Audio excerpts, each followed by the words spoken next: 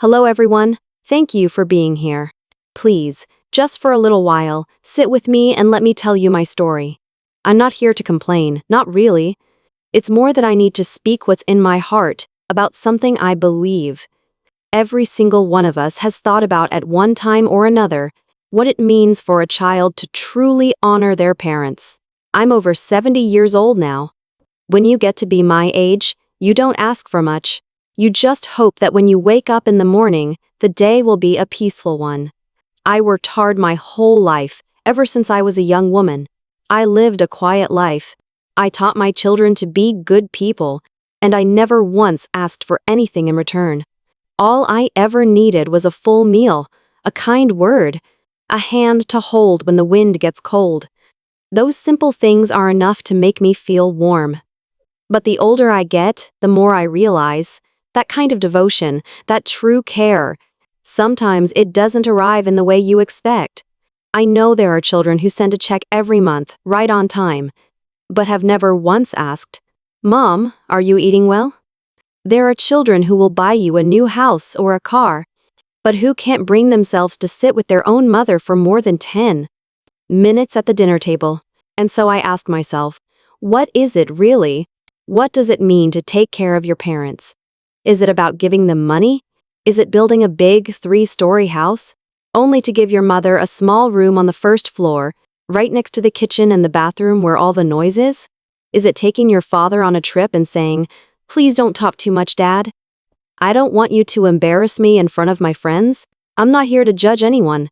I'm only here to tell my story. It's the story of a mother who poured all of her time, her money, and her strength into her children, hoping only to live alongside them.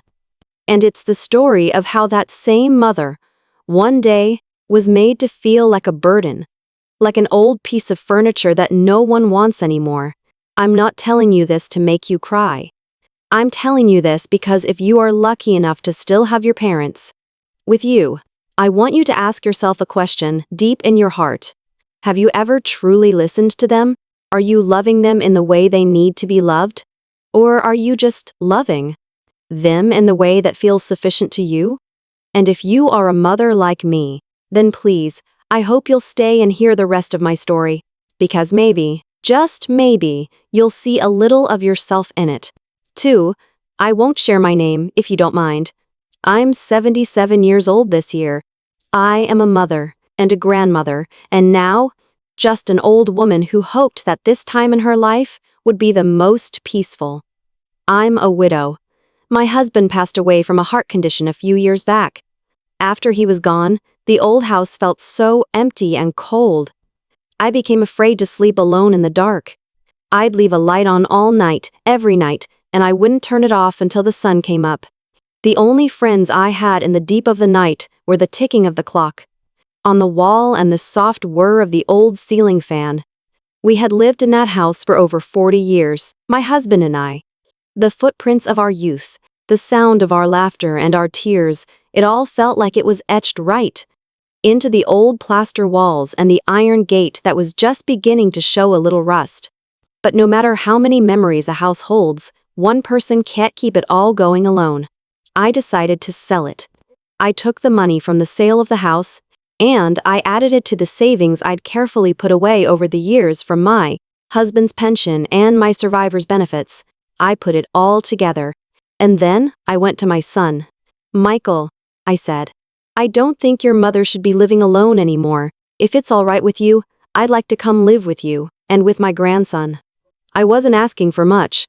All I wanted was one small room, a room with a little sunlight, with just enough space for a bed and a small table where I could keep a photograph of his father. The move went smoothly. They built a new house. It was a beautiful, warm home.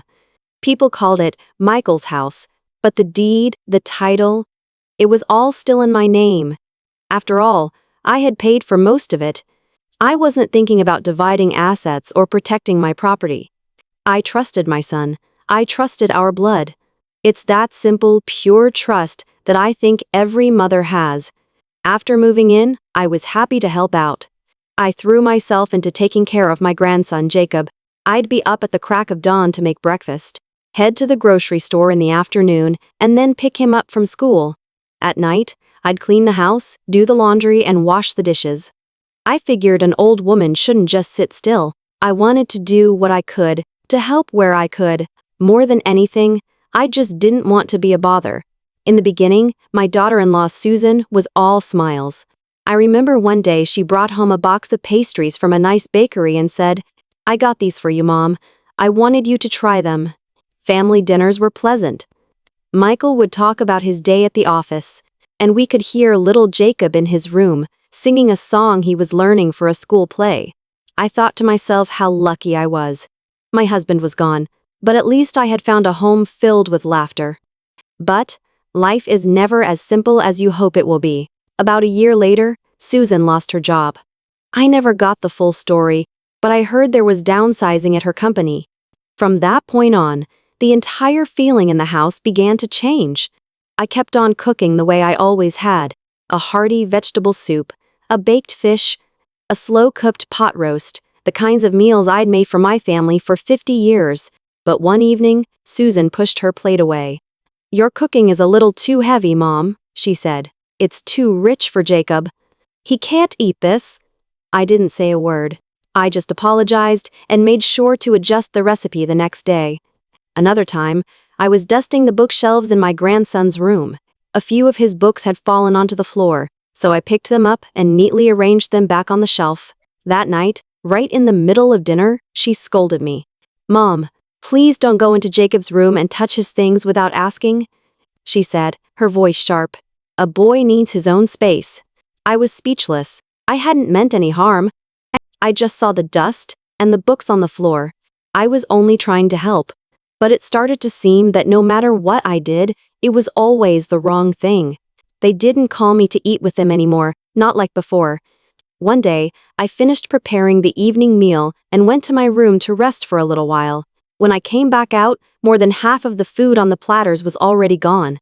When I mentioned it to Michael, he just gave me a tired smile. "Don't worry about it, Mom," he said. "Everyone's just a little busy, that's all." I understood. But I didn't say anything back. I would pace around inside my little room, the one right next to the kitchen. It didn't have any windows. During the day, the sun would beat down on the wall, making it feel like an oven inside. But I never found the courage to ask if I could move. The big room upstairs was my son and daughter-in-law's home office, and, of course, my grandson had his own room. I didn't want to be a bother to anyone. I just told myself, "You're old now, you just have to bear it." They must all have their own pressures, their own stresses. Thinking that way made it easier to fall asleep. But then, there was that one night. It was a rainy night. I woke up in the middle of it, my throat completely dry. I opened the door to my room and tiptoed quietly toward the kitchen. I was so afraid of waking someone that I didn't turn on any lights. I made my way using only the faint glow from the nightlight in the hallway. As I passed by the living room, I stopped. I heard a voice. It was my daughter-in-law Susan, and her tone was sharp and unhappy. "You have to have a talk with your mother," she said. "I can't take this anymore. Her cooking is terrible, she's careless watching Jacob, and she's useless to have around the house. I'm just so tired of living with her." There was a long silence from my son, and then I heard him let out a heavy sigh. "I know," he said. "I'll figure something out." I stood there behind the doorframe, a sudden coldness washing over my entire body. It wasn't from the rainy night. It was from those words, each one a thorn driving straight into my heart. I am his mother. I had poured every last dollar I had into this house. The only hope I brought with me when I came here was to hear my grandson's laughter, to live close to my children and my grandchild. I wasn't asking for a big room, or for air conditioning, or for anything that people call happiness. All I ever wanted was to not be treated like a shadow. And yet, the next morning, they called me into the living room. The atmosphere was so strange. It felt as if a decision had already been reached long before I walked in. Michael spoke to me in a gentle voice. "Mom, we found a very nice retirement community. It's one of the newer ones. The grounds are beautiful. They have doctors on site, and all the facilities are top-notch. We think it would be better for you to move there so you can rest comfortably. I just looked at the two of them in silence.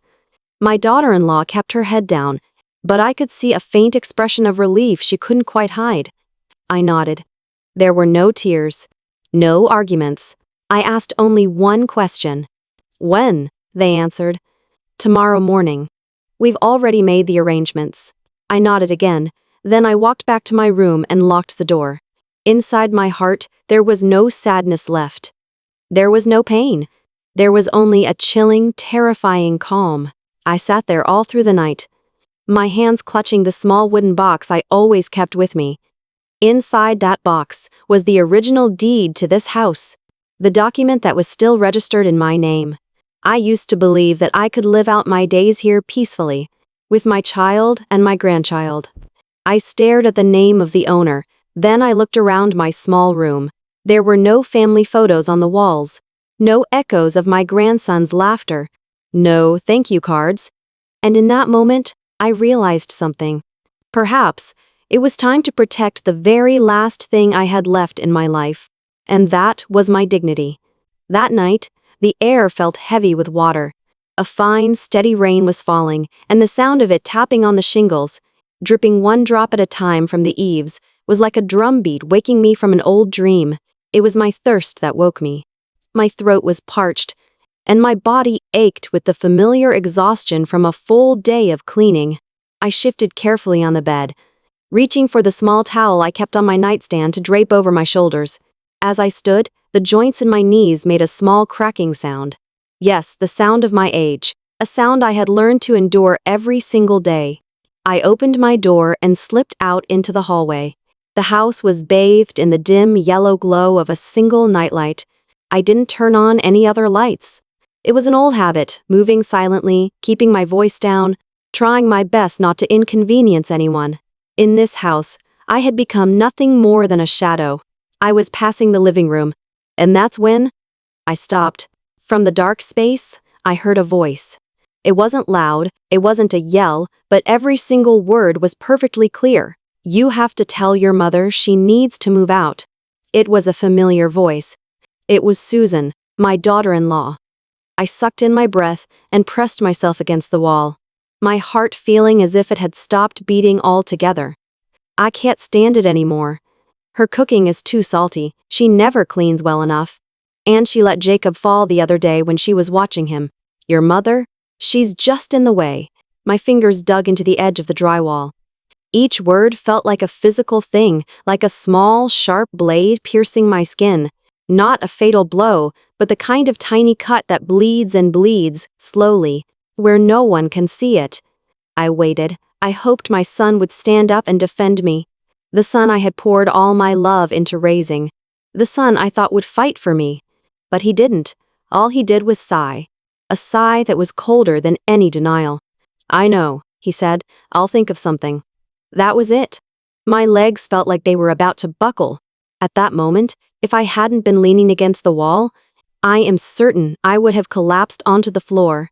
I turned away and began the slow walk back to my room. With every step, I felt my heart grow heavier by another pound.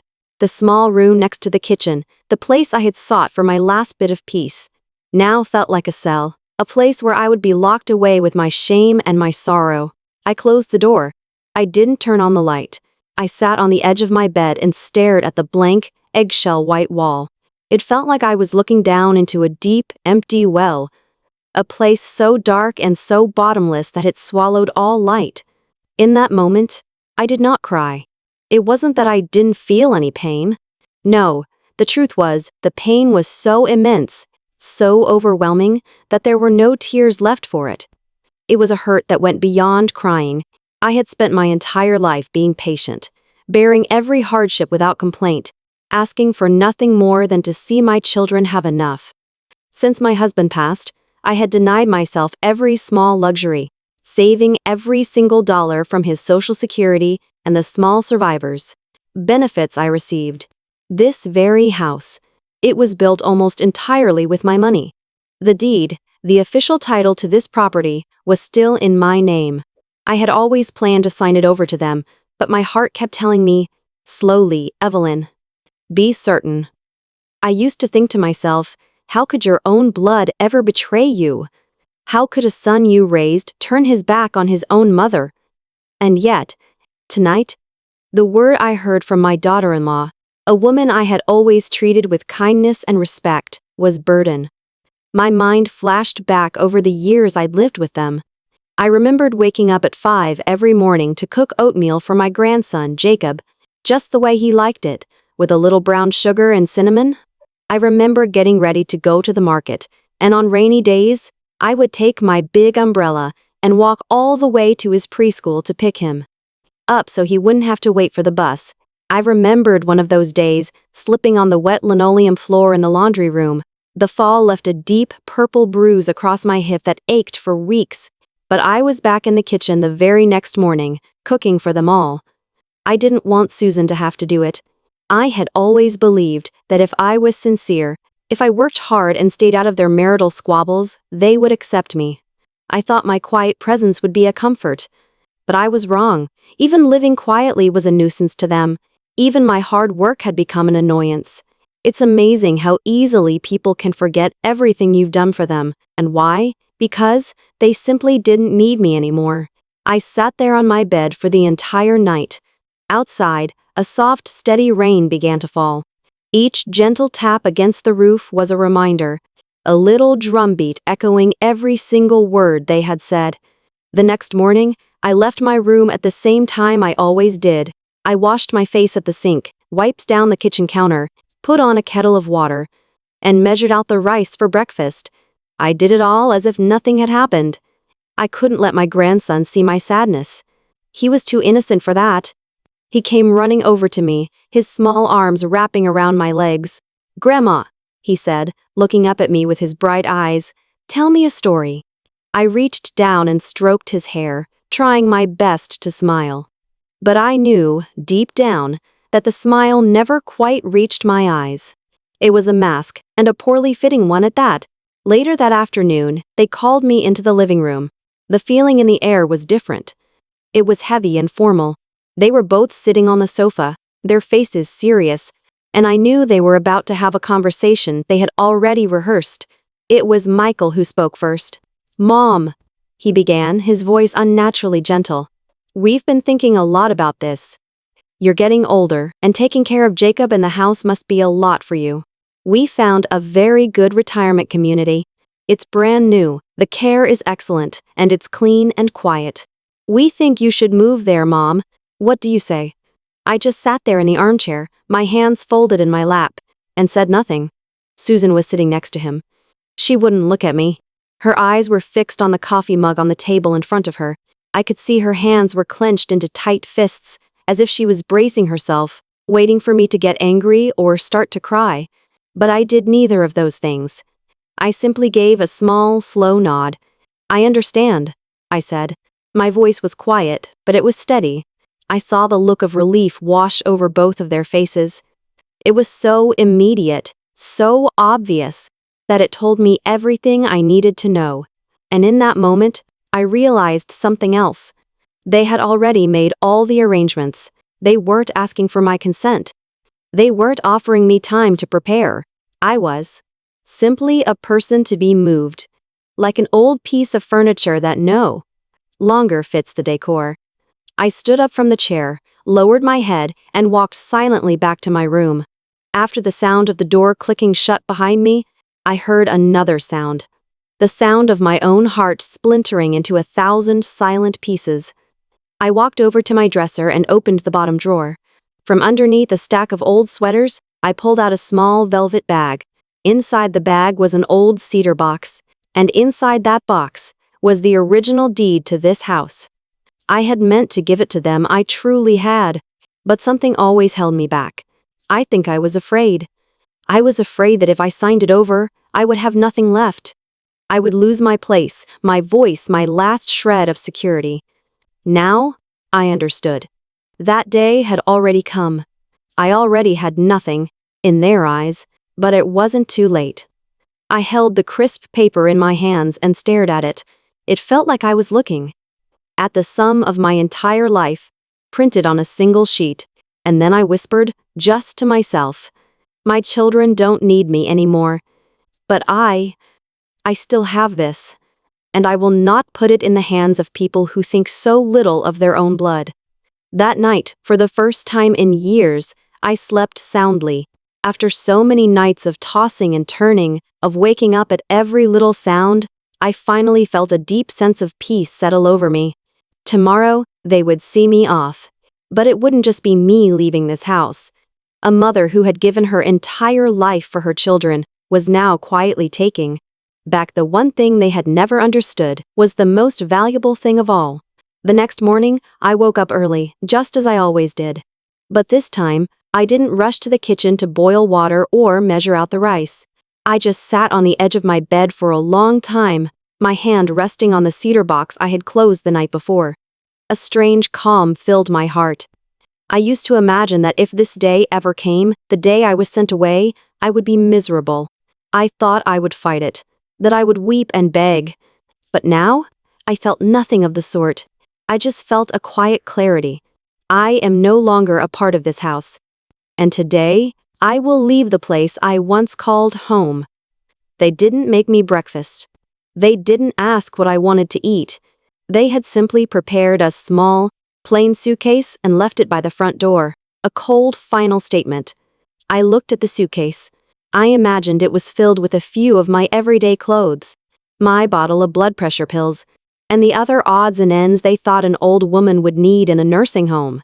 There were no family pictures inside, no photograph of my late husband. They wouldn't even let me take the small collection of his photos I kept on my nightstand. "It's not appropriate to display those things there," Susan had said. I just nodded. I didn't react. I didn't ask for anything. There was just one thing, one single thing they handed to me as I was leaving. It was a small silver stainless steel thermos, old but still in good condition. My daughter-in-law, Susan, was the one who gave it to me. I saw a flicker of hesitation in her eyes as she held it out, but she tried to keep her voice steady and soothing.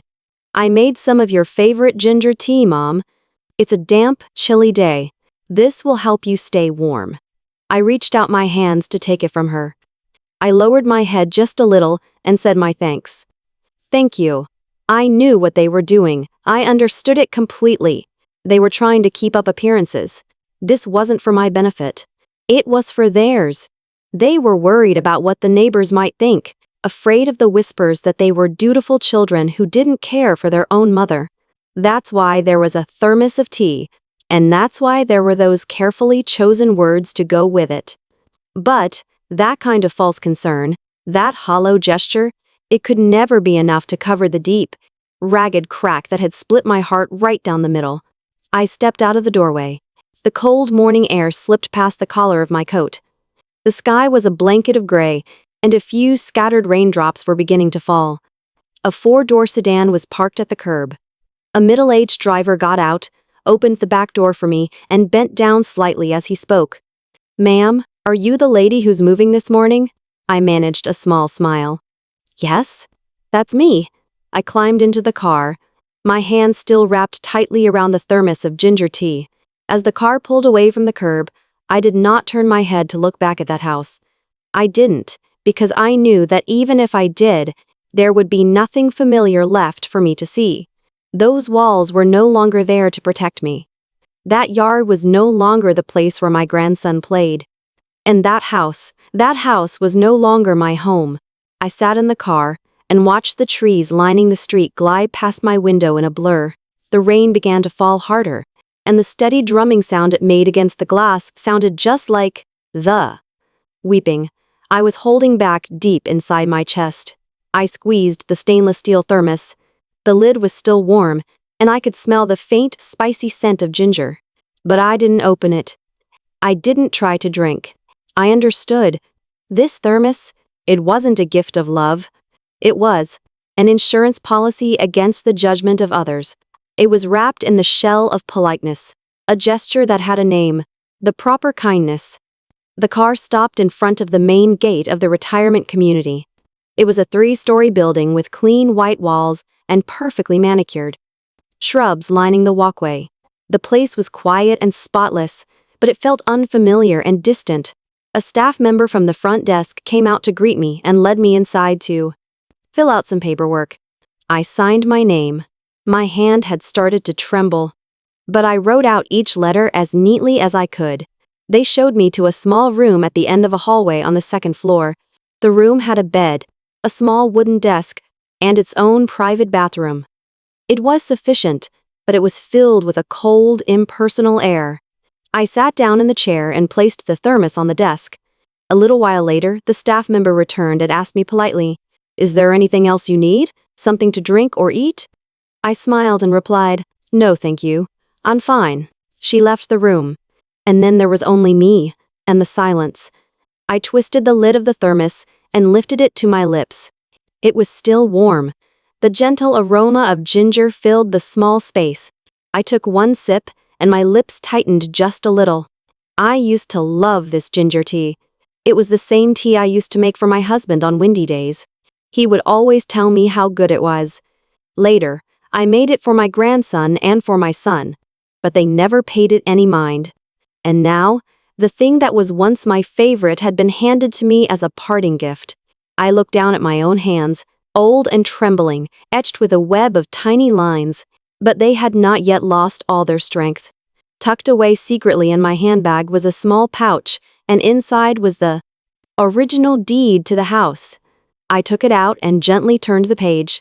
My name was there. The words, "rightful owner," were also there, still mine. They didn't know. They didn't know because I had never told them. I used to believe I would never need such a shield.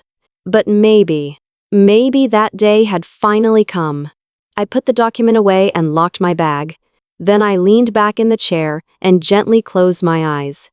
Not to sleep, just to feel, quietly, the end of one part of my life. It had ended peacefully, but it was a bitter peace. On the day I left that house, I didn't take much with me. Only the stainless steel thermos. And my pride wrapped in a cloak of silence. For the first 3 days at the retirement community, I spoke to almost no one.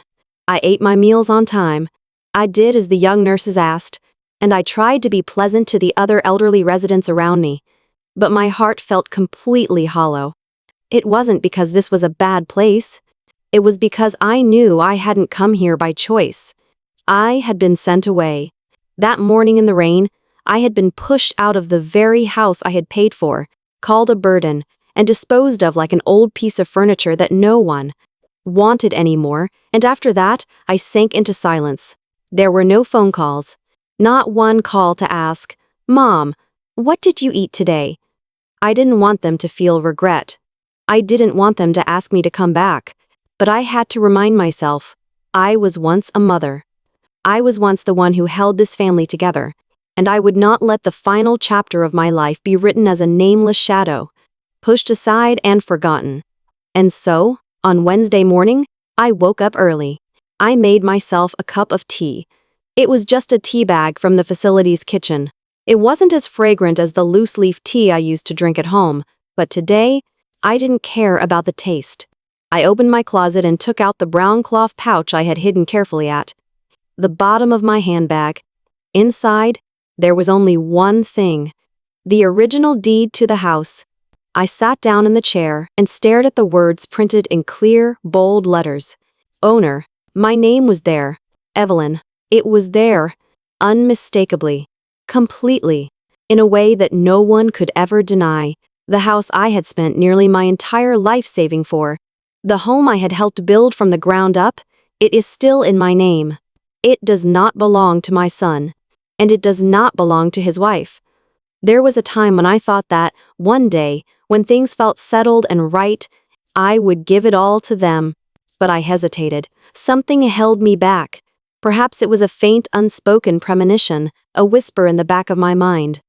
Or maybe it was because I still clung to a foolish belief that if you just live your life with an honest heart, people will always find a way to be kind to one another. Now I understand. I see with perfect clarity that the only thing I have left is not the house, not my son or my grandson, not even the title of mother. The only thing that is truly mine is the pride of the woman who brought them into this world. I stood up from my chair and began to change my clothes, carefully, deliberately. I buttoned my blouse all the way to the top, each small pearl button slipping through its hole with a quiet click. I dressed as if I were going to meet someone of great importance. I may be old, but I have not forgotten how to tie a silk scarf around my neck to hide the wrinkles. I have not forgotten how to stand with my back straight, a posture that feels both dignified and strong. And I have not forgotten how to walk quietly with the soft, measured steps of the kindergarten teacher I once was so long ago. I went to the front desk. The young woman there, a nurse's aide, looked up with a friendly smile. "I need to go out for a little while today," I told her. "I'll be back before dinner." She simply nodded, kind enough not to ask too many questions. I did not take the bus, as I usually would.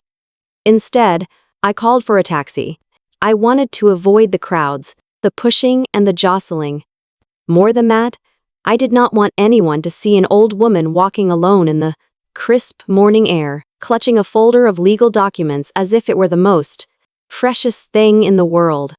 My destination was a small office building in an older part of the city, the same building that housed the law firm my husband had used for years. His old friend Arthur still worked there part-time. He was an old man himself now, but his mind was as sharp as ever, and I knew I could trust him. When I walked in, his eyes widened in surprise. "Evelyn, it's been so long," he said, his voice warm with genuine pleasure. "I heard you had moved in with your son and his family. I was so happy for you." A small, sad smile touched my lips. "Yes, Arthur, I did," I said softly. "But I'm learning that sharing the same blood doesn't always mean you can share a peaceful life under the same roof." I placed the stack of papers on his wide mahogany desk. The original deed to the house was wrapped carefully, first in a clear plastic sleeve and then in a soft linen cloth, to protect it from any creases or stains. He unwrapped it, his brow furrowing slightly as he put on his reading glasses. He looked at the document, then back at me. "What is it you want to do, Evelyn?" he asked gently. My voice was quiet, but it did not waver. "I want to transfer ownership of this house," I said. "I want to do it legally, through a proper sale. I will not be signing it over to my son. I will not leave it to anyone who carries my family name." He was silent for a long moment. He did not ask me why. He did not try to talk me out of it. Perhaps he saw everything he needed to know in my eyes. I gave him the name of the person I wanted the house to go to. She was an old friend of mine, a woman who lives down south, in the countryside. She was the one who had helped me so much when my husband was in the hospital, in those final months before he passed. I know she would never betray my trust. I know the house will be safe with her, that it won't be sold off or misused. I wasn't asking for any money. All I wanted was for someone to protect this important piece of my life, as a final message to my own children. It was a message that needed no words, a lesson I needed them to learn. What you do not cherish, you will lose. The entire process took about 2 hours. I signed my name on every single document, one after another. My hand trembled slightly, but the letters of my signature were as clear and steady as they had been 50 years ago. I also had him draw up papers to revoke every power of attorney I had ever given my son, the ones that allowed him to handle the paperwork for the house, to register the utilities in his name, to manage our joint bank account. I took it all back, everything. I formally requested that the law firm send the official notice of the title, changed to my old address, to the house that was no longer mine. Finally, I wrote a short letter by hand. I sealed it in an envelope, and I asked Arthur to send it by registered mail. From this day forward, this house no longer belongs to our family. I am not taking anything back from you. I am only protecting the last thing I have left, my pride as a mother. Your mother is still alive, but she will no longer support you in the way she once did. On the way back to the retirement community, I had the taxi stop at a post office. I went inside and bought a small stack of plain white postcards. They had no pictures, no cheerful greetings, nothing on them at all. They were just blank slates. From now on, if I have something to say, I will write it myself. I will not use the telephone. I don't want anyone else to pick up the phone for me. It was dusk by the time I returned to my room. I sat by the small window and watched the leaves on the trees outside, all turning to a brilliant, fiery yellow. The stainless steel thermos they had given me sat on my desk, untouched. The tea inside had long gone cold, and the sharp, warm scent of ginger had faded away. But my heart was burning with a heat it had not felt in years. I knew that in a few days, there would be shouting. My son would be confused. He would demand to know why his mother would do such a thing. His wife would cry. She would accuse me of being cruel and heartless. But I am not doing this to make them suffer. I am doing this to make them see. To make the people who saw their mother as a burden realize that she is stronger than they ever imagined, and far less weak than they had hoped. What I am leaving them is not a house, and it is not money. What I am leaving them is a lesson about respect, a lesson about the human heart, and a lesson about the price you pay when you take the bonds of blood for granted. I remember that morning so clearly now. After a long stretch of gray, dreary rain, the sky had finally broken open, revealing a clear, brilliant blue I hadn't seen in weeks. I was sitting under the eaves in the garden of the retirement home, holding a fresh cup of tea. My back was a little hunched, the way it often is these days, but the tea seemed more fragrant than usual, richer, perhaps because my heart finally felt a little lighter. I had a feeling. I knew this day would come.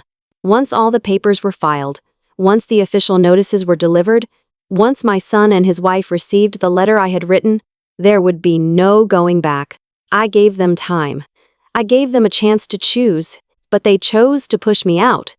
They chose to dispose of me as cleanly and efficiently as clearing out old, unwanted things. And so, when they discover that the house is no longer theirs, they will have no one to blame but themselves. It was nearly 10 o'clock in the morning when I heard a nurse call my name from down the hall. "Evelyn, there's a phone call for you at the front desk. They said it's urgent." I rose slowly from my chair and made my way toward the phone. I had been preparing myself for this call for a very long time. As I pressed the cool plastic of the receiver to my cheek, the sound of the nurse's voice still seemed to echo in my ears. On the other end of the line, I heard my son's voice, but it wasn't his usual calm, measured tone. He was frantic, his words tumbling over one another, his voice trembling with panic. "Mom, there are people at the house. They're saying they're the new owners. They have papers, Mom. I don't understand. What did you do?" "The house. How could you?" I didn't answer him right away. I let the sound of the wind coming through the window of the assisted living facility fill my ears, and for a moment I let it soothe the dull ache in my heart. Then, I answered him calmly, "They are the new owners, Michael. I transferred the property to them, legally. I signed all the documents at my lawyer's office. There is nothing improper about it. I sent a letter to inform you both." "No, that's impossible." I could hear a crash in the background, the sound of furniture being knocked over, and then the sound of a door being thrown open. From somewhere farther away, I could hear Susan, my daughter-in-law, screaming, "Get your mother on the phone right now. If you don't, I'm calling the police. There's no way she can just sign over the house while she's still alive." I closed my eyes and took a deep, steadying breath. In that same calm voice, I said, "That house was never transferred to you, Michael. It has always been in my name. The money for the construction, the architect's fees, every single dollar came from my accounts. I only granted you power of attorney to manage the household affairs. That was something I could revoke at any time, and that is exactly what I have done." The line went silent, and then I heard my son's voice again, but it was choked, strangled, as if the words were caught deep in his throat. "Mom, you really did it? You're kicking out your own family? I have a son. Mom, Jacob is your grandson." I bit down hard on my lip. That word, grandson. If he had used it sooner, if he had said it with more gentleness, with a heart full of gratitude, perhaps our story would not have ended this way. I asked him a question. "Do you remember what was said that night, Michael? The night I overheard you and Susan talking?" I don't remember. I repeated the words one by one, each one feeling like a needle piercing my heart. She's just a burden. The silence that followed was heavy and absolute. There was nothing more to say. No excuses were needed. No explanations would suffice. Then I added, "Starting today, I am no longer your burden. That house now belongs to someone else. If you find yourselves in a difficult position, there are plenty of houses for rent in this world." I wasn't being sarcastic. It was simply the truth. I could hear Susan sobbing now, her voice closer to the phone. "Mom, we were wrong. I know we were wrong. But how could you do this?" Anyone would get angry, I understand that. But for a mother to throw her own child out onto the street like this, I answered her gently, but my voice was firm, unwavering. "I did not betray you. I only took back what I had already given, what I had trusted you to cherish and protect." I placed a hand on my chest. My old heart was still beating, one beat at a time. Sometimes it felt weak, other times it felt strong as it did right now. The day you drove me here in the rain, without a single question, without a look back, I hold no grudge for that. But the moment you handed me that thermos and said you'd made my favorite tea, I understood everything. You do not need me. Therefore, I have no need to keep a house for people who no longer see me as family. Just then, I heard a heavy thud on the other end of the line, the sound of my son collapsing. He had probably fallen to his knees in the living room, the same living room that, until 3 days ago, he believed was his. I spoke my final words into the phone. "I do not want you to suffer, and I do not want you to apologize. I only want you to remember. Remember that an old mother quietly dedicated her entire life to you, and when she quietly took it back, it was not an act of hatred. It was an act of self-respect. A mother can endure hunger, but she cannot endure disrespect." I placed the receiver back in its cradle. There was no shouting. There was no dramatic climax. Just a single phone call, one that ended as quietly as the soft click of a closing door. That afternoon, I sat by the window in my room, looking out at the small garden below. A few of the other residents were sitting on the benches, enjoying the warmth of the sun on their faces. I thought about my son, my daughter-in-law, and my grandson. I felt no resentment. I had no regrets. There was only a feeling of profound peace. It felt as if I had walked through a lifetime of storms and had finally found a small, quiet porch of my own, a place where no one could push me out, a place where no one could ever drive me away again. I made a cup of tea for myself. I boiled the water, measured out the loose-leaf tea, and closed the lid on the small pot to let it steep. No one offered it to me. No one brought it to me.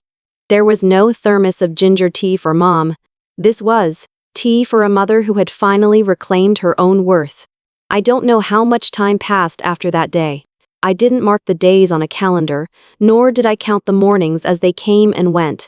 Ever since I left that house, I had stopped living by the rhythm of what people call family life. Every day at the retirement community was much the same. Meals were served on time, medicine was dispensed at a set hour, and the conversations flowed along predictable, well-worn paths. The days were as still and quiet as the surface of a lake. I wasn't happy, but I wasn't sad either. I simply got used to it. I got used to a life without the sound of my grandson's laughter. I got used to the silence in the kitchen, a space no longer filled with the pitter-patter of his small feet. I no longer heard the words, "Mom, I'm so tired. What's for dinner tonight?" I even grew accustomed to the silence itself, the very thing that had once terrified me more than anything else. But then, one day, everything was suddenly thrown into disarray. It was just after lunch. I was sitting in my chair, slowly folding a pile of clean dishcloths and listening to a local radio station. Just then, the nurse on duty knocked gently on my door. "Evelyn," she said quietly, "you have a visitor. It's a family member. He's waiting for you down in the garden." I froze for a few seconds, my hands still resting on the folded cloth. Family? It had been so long. I never expected to see any of them again. Without hesitating, but also without rushing, I put on a light cardigan, pulled a soft knit hat over my hair, and walked slowly out onto the small balcony that overlooked the grounds. And there he was. A man was standing in the center of the garden. His back was turned to me, but even from that distance, just from the shape of his shoulders, I knew exactly who it was. It was Michael, my son. This was the same boy I had held in my arms on a cold winter's night, right after he was born, my body trembling, overwhelmed with relief that my child was safe and healthy. This was the little boy I used to carry on my back on the way to his school. The child to whom I always gave the last piece of meat from my own plate at dinner. And now, here he stood, perfectly still, his hands hanging limp at his sides, his head bowed low. I walked toward him. Before I could even call out his name, he turned around. His eyes were red-rimmed and bloodshot. He looked unsteady on his feet. And before I could utter a single word, he fell to his knees right in front of me. I was stunned. "Mom!" His voice was barely a whisper, broken and trembling. "I'm so sorry. I was so wrong." I stood there in silence. A sharp pain shot through my chest, but I kept my face calm, impassive. Perhaps, after all these years, I had finally learned to hide my own feelings away where no one, not even I, could find them. He continued to speak, choosing each word with deliberate care. "I never thought you would do something like that. I didn't know you still had the deed. I never believed you could actually go through with it." His voice cracked. "Mom, I was wrong." I just stared down at him. How many years had it been since I had seen him look so weak? Not as the man who barked orders and made demands, but as the young son whose hand I used to hold as we crossed the old wooden bridge in the park near our first house. "I was so arrogant," he said, his voice choked with emotion. "I thought you were just old, that you didn't understand anything. I thought you would never, ever leave us. We were wrong," he whispered. "We thought we were taking care of you, that you needed us. But you showed us something else entirely." I sat down on a stone bench nearby. The late afternoon sun filtered through the trees, casting a soft, warm light on my silver hair. I spoke quietly, "Get up, Michael." But he remained on his knees, his shoulders slumped, as if he were afraid I would vanish the moment he stood. I said it again, my voice a little firmer this time. "Get up." Finally, he rose to his feet, slowly, his head still bowed so low I couldn't see his face. I looked him straight in the eyes. "You're right about one thing," I said. "There was a time when I needed you both more than anything in the world. But on the day you packed a suitcase for me, called a taxi, put a thermos in my hand, and told me it was time to go, that was the day I understood I was no longer a part of your family." A tear escaped his eye and traced a path down his cheek. "I see it now," he said, his voice cracking. "A home isn't just a place where you live. A home is a place where you feel you have value. It's where you feel you matter. And you two, you never made me feel that way." I felt my hands clench into fists at my sides. "I can forgive you," I said, my voice steady. "I am not a small-hearted woman. But I can never forget. Michael, I have lived the first half of my life in quiet sacrifice. I have decided to live the second half in peace, but even peace has its limits. You and Susan will start over. You will build a new life for yourselves. But I will no longer be there standing behind you. I am not going back to that house. Because that house, it is no longer my home." I watched his tears fall one by one, landing silently on the gray patio tiles. He didn't sob or make excuses. He just stood there, completely still. And in that moment, I knew. My son finally understood. He understood that some things, once they are lost, can never be brought back, no matter how many times you say you're sorry. He understood that a mother can forgive because of the bond of blood, but she cannot go on living as if the wound was never inflicted. We sat there in silence for a long time. I said nothing more. I simply reached out and gently placed my hand over his. It was not a gesture of comfort, but a signal of goodbye. It wasn't because I was leaving him, it was because I had already let go. That evening, when he finally left the facility, I did not walk him to the gate. I simply returned to the chair by my desk, poured myself another cup of tea, and watched the fading sunlight stretch across the garden. A farewell doesn't need tears. Sometimes, all it takes is one single moment of looking back to learn a lesson. That lasts a lifetime. I sat quietly in my old wooden chair. The evening sun slanted through the window, casting a warm glow on the turning leaves outside. A carpet of yellow light rippled across the ground, and a crisp autumn breeze rustled the thin fabric of my sweater. I could smell the rich scent of the earth after a recent rain and hear the gentle skittering of dry leaves across the pavement. This is where I live now, in a small room in a retirement home. It is a clean and quiet place. There is no sound of a child's laughter, no clatter of dinner plates from the kitchen, no one calling out the word, "Mom." But I have regained one thing I had lost for so many years. I have regained myself. I no longer have to ask my daughter-in-law, "Is it all right if I make some chicken soup for dinner tonight?" I no longer have to retreat to a corner of the kitchen whenever my son brings his friends over for a visit. I no longer have to wait up late into the night, just hoping to ask him, "Are you tired?" Only to receive a weary nod as he disappears behind his closed bedroom door. Here in this place, no one looks at me and sees just an old woman. I am simply a person, a human being who can still be hurt when she is disrespected, whose heart aches when she is forgotten, a person who can still make her own choices because she refuses to be treated like something worthless. On the day I decided to transfer the ownership of the house, I asked myself the same questions over and over again. Is this a cruel thing to do? Will people blame me for this? Will anyone be able to understand a mother who had to turn to the law simply to protect her dignity in what was meant to be her final home? I don't know the answers. To be perfectly honest, even to this day, I am not entirely sure if my decision was the right one. But I do know this. If I had stayed silent back then, if I had meekly accepted being put into that facility, I would have likely lived out the rest of my days as a nameless shadow, a person who once existed, but who no one remembers, someone who cooked countless meals, washed endless loads of laundry, who spent years wiping the dirt from her child's feet, only to be dismissed in the end with a single, cutting sentence. "You're just a burden."